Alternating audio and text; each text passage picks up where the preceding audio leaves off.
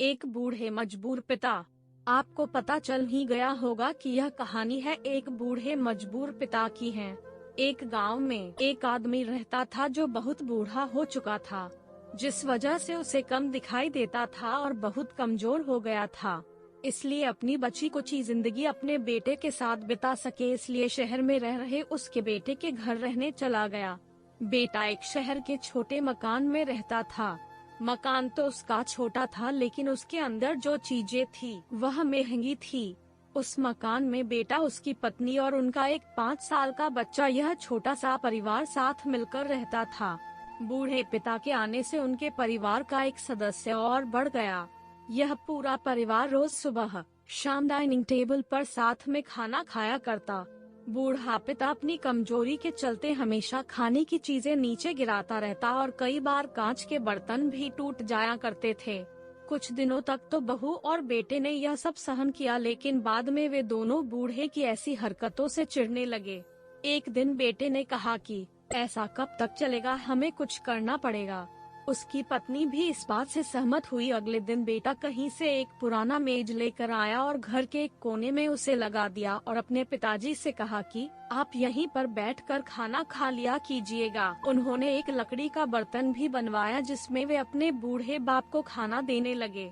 अपने कांच के कीमती बर्तन बचाने के लिए अपने पूरे बाप को लकड़ी का बर्तन देने में उन्हें जरा भी शर्म नहीं आई। अब खाने का समय जब जब होता तो बूढ़ा बाप एक कोने में बैठकर खाता और बाकी का परिवार डाइनिंग टेबल पर खाना खाया करता। डाइनिंग टेबल पर बैठे बैठे दोनों पति पत्नी कभी कभी अपने बूढ़े बाप की तरफ देख लिया करते। बूढ़े बाप की आंखों में उन्हें आंसू भी नजर आते, मगर उन पर जैसे कोई असर ही नहीं होता।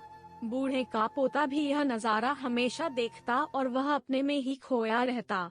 एक दिन जब पति पत्नी डाइनिंग टेबल पर बैठकर खाना खा रहे थे, तब उनका बच्चा जमीन पर बैठकर कुछ कर रहा था। उन दोनों ने बच्चे के हाथ में लकड़ी का टुकड़ा देखा, लेकिन उन्हें कुछ समझ में नहीं आया कि बच्चा लकड़ी के टुकड़े के साथ क्या कर रहा है। जब बच्चे के पिता ने उसे पूछा कि बेटा आओ खाना खा लो, तुम नीचे बैठकर क्या कर रहे हो, तब बच्चे ने भोलेपन से कहा, अरे मम्मी पापा, मैं आप दोनों के लिए लकड़ी का बर्तन बना रहा हूँ ताकि आप लोगों को जब आप बुरे हो जाओ तो दिन में खाना दे सकूं। अपने नादान बेटे द्वारा दी गई यह सहज बात दोनों के दिल में तीर की तरह उतर गई। दोनों एक दूसरे का चेहरा निहारने लगे। बिना कुछ कहे ही दोनों की आंखों में पानी आ गया और उन्हें अपने भविष्य की किताब अपने आंखों के सामने खुलती हुई नजर आई। उन्हें समझने में ज्यादा देर नहीं लगी कि अब उन्हें आगे क्या करना पड़ेगा।